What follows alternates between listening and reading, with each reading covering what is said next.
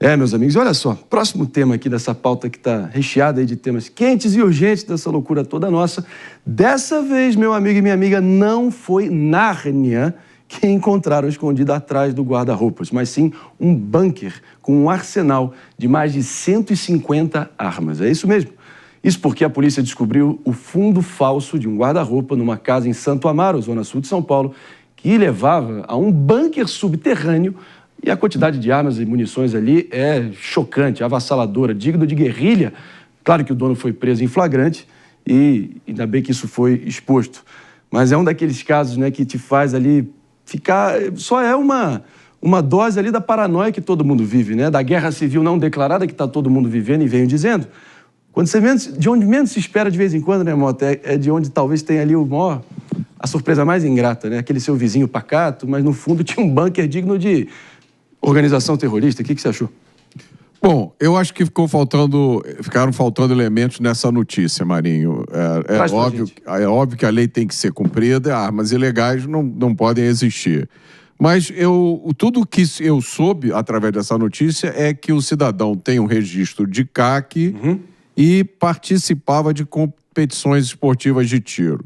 Não se falou absolutamente nada sobre a atividade dele. Eu não sei o que ele faz. Ficha criminal, profissão, ficha criminal. E não se falou absolutamente nada sobre qualquer utilização criminal dessas armas. A chamada das matérias na mídia deu a impressão de que tinha sido estourado um paiol de uma facção criminosa, de uma máfia, e pelos elementos que faltam na notícia não é nada disso. Então é lógico, o sujeito ter uma quantidade de armas dessa em casa não é uma coisa normal. E várias das armas estavam irregulares, mas muitas estavam regulares. Agora, ficou faltando, na minha opinião, nessa notícia, ficou faltando muita coisa. Justo. A gente precisa saber, né, qual era a utilização dessas armas. Excelente comentário, boa reflexão. Tem que, enfim, entender o retrato inteiro, antes disso também sair já apontando e crucificando qualquer um, mas não deixa de impressionar. Eu já vi guarda armado, agora guarda-roupa, não. Meu caro Mano Ferreira. E tem uma questão também que o modo de armazenar arma e munição é muito importante, né? Você não pode armazenar armas de fogo de calibre alto de qualquer jeito. A gente já noticiou aqui no Morning um caso, por exemplo, de uma pessoa que guardava uma quantidade de munições, de repente teve um acidente, estourou e todo o prédio precisou ser evacuado. Vizinhos tiveram prejuízo em função de um armazenamento inadequado de armamento. Então, é preciso também, nesses casos, seguir a regulação adequada sobre o modo de armazenar armas, porque isso gera riscos e danos a terceiros que são pacíficos. E veja, eu não estou falando sequer de um dano em função de uma atitude criminosa do cara pegar a arma e sair atirando nos outros. Eu estou falando que acidentes acontecem. Quando você tem armamentos e explosivos, munições, enfim, armazenados de forma errada, esses acidentes podem vir a custar a vida de vizinhos, a vida das pessoas. Então é importante haver o devido armazenamento segundo a regulação. E aí o fato de ter parte dessas armas de modo ilegal já é algo que acende o alerta sobre, por exemplo, esse cuidado que não foi tomado. Jess Peixoto. Bom, eu acho que, enfim, quero muito... Mete a mão na sua cumbuca aqui. Não, eu tava vendo aqui essa informação, o Mota tá correto, né? Então, do jeito que a notícia muitas vezes é dada, fica parecendo que era um membro do PCC que foi pego num bunker.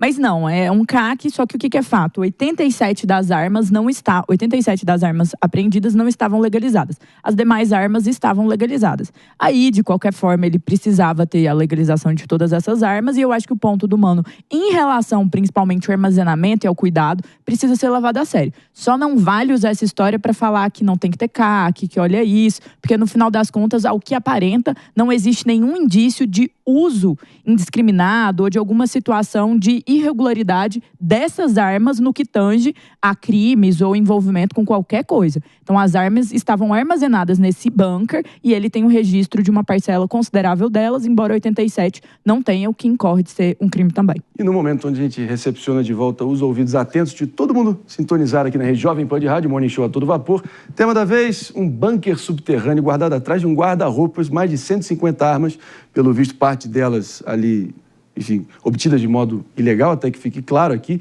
mas os detalhes de tudo isso aqui na Zona Sul de São Paulo, Santa Amaro, deu o que falar. Chega a ser chocante ali o arsenal, digno de guerrilheiro, mas também não dá para sair crucificando sem entender se de fato ele estava legalmente, enfim, apto a ter todas essas armas à sua disposição. Vou acionando aqui o PP antes da gente seguir adiante, muitos outros temas também. Sua leitura a partir desses comentários. Inadmissível, Marinho, inadmissível. Uma pessoa que tem o CAC, né, ela tem autorização para portar armas, né? E ela tem que ter muito cuidado com isso. O número que a Jess colocou retrata que o CAC, que estava com essas 150 e poucas armas, tinha 87 armas ilegais. A maioria absoluta eram ilegais. Por que ele tinha arma ilegal? Não é pouca coisa não isso, gente. Não dá para passar pano, não.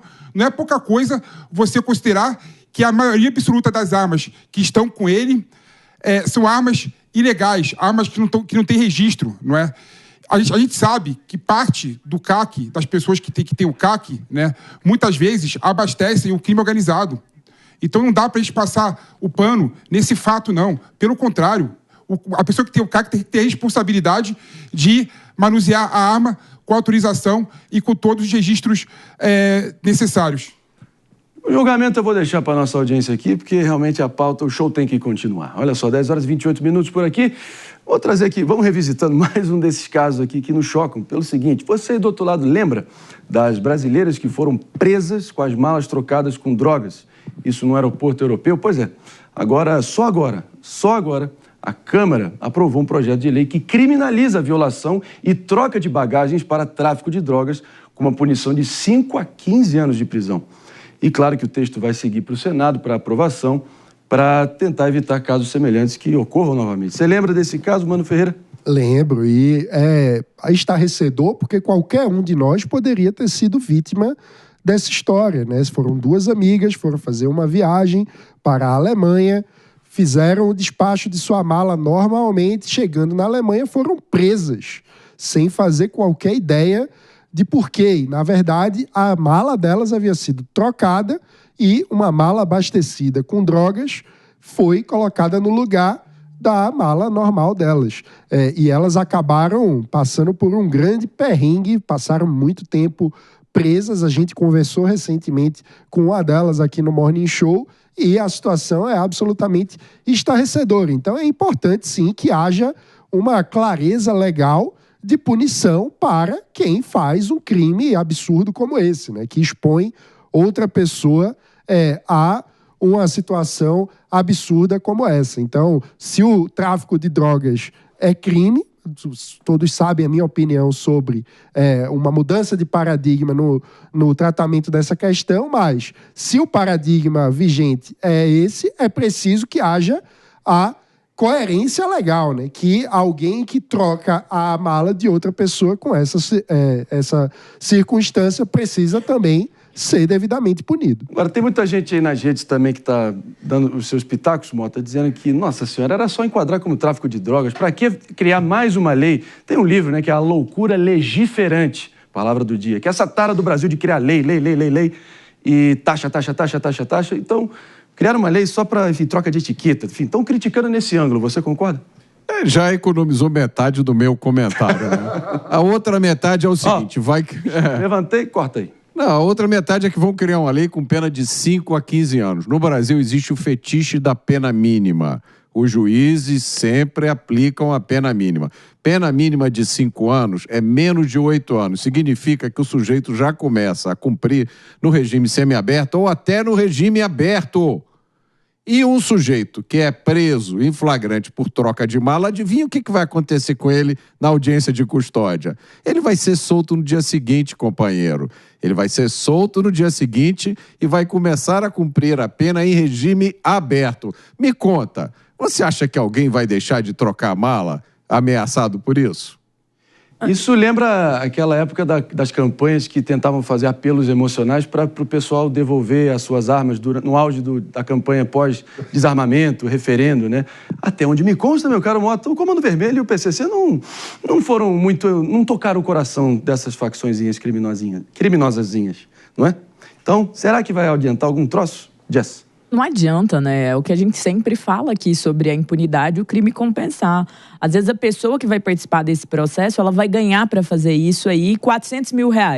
E aí ela sabe que ela vai ficar no semiaberto.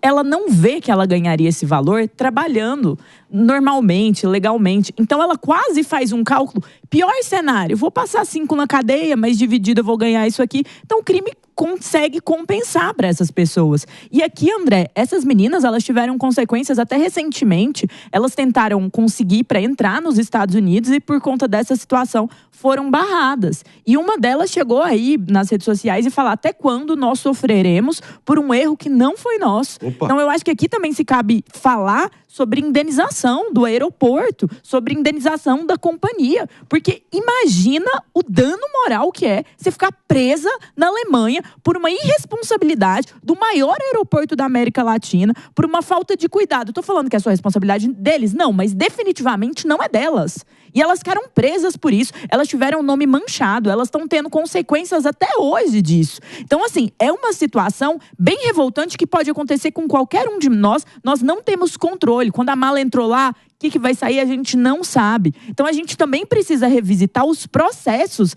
dentro desses aeroportos, mais do que a lei é impedir de acontecer um caso como esse novamente. Vamos aplaudir também a Dias Peixoto, pelo amor de Deus. Ó, até o PP, meu amigo. Nossa! Até o PP, vai nevar no inferno hoje. Vamos lá, PP, me conta. Não, a questão principal para mim é essa que a Jess colocou, né? Eu não estou nem ligando a aumentar a pena da pessoa que mudou a etiqueta da mala, né? Eu concordo com o Mota, né? Já tem pena para tráfico de drogas, que coloque a pena no tráfico de drogas. A minha opinião é que nós temos que cuidar, né, das vítimas. Essa cultura da desconfiança que permeia, infelizmente, o Brasil e o mundo é algo completamente equivocado. Essas duas ficaram 30 dias presas na Alemanha. Não foi um dia, 2 dias. Foram 30 dias presas na Alemanha. Qual instrumento nós temos que criar para essas pessoas serem soltas automaticamente se forem inocentes? O que nós temos que fazer para ajudar essas pessoas a não terem o visto cassado para outro país quando ela tem, por injustiça e por crime, né, a troca das etiquetas na bagagem? Então isso nós temos que discutir. Eu estou um pouco me lascando para o traficante, para a pessoa que faz a troca das etiquetas e que quer traficar drogas do Brasil para a Europa. Porque as leis do Brasil já existem, são rígidas, e as leis das Europas já são rígidas. O que eu quero é cuidar da vítima nesse caso. E a vítima, no modo de ver, como a Jess bem colocou nesse caso, são as 2 mulheres que ficaram presas 30 dias na Alemanha. A dificuldade nesse caso é que o ajuste precisa ser feito na Alemanha, né? É isso Porque aí. quem cometeu o erro da prisão em si foram as instituições alemãs. E lembrando, o Mas criminoso... a troca... Eu preciso seguir adiante. Eu acho que a troca em si foi já feita nesse processo desde Guarulhos. Então, de fiscalização seria, no caso, eu acho que aqui. Sim, mas a prisão não teria como ser evitada pela justiça brasileira. Uma né? Agora, coisa maior, senhores, Itamaraty. Daria para fazer muitas coisas ainda. Agora, Pensar no tratado, algo bilateral. Mas não é lei, né? Daria para fazer alguma coisa assim. e como o Mota vem dizendo, todo mundo sabe, talvez um dia nosso país aprenda essa obviedade. O criminoso só é criminoso porque ele desrespeita as leis. E ele só vai começar a respeitá-las no momento que ele tiver certeza da punição e penas mais duras. De vez em quando é importante lembrar o óbvio, né?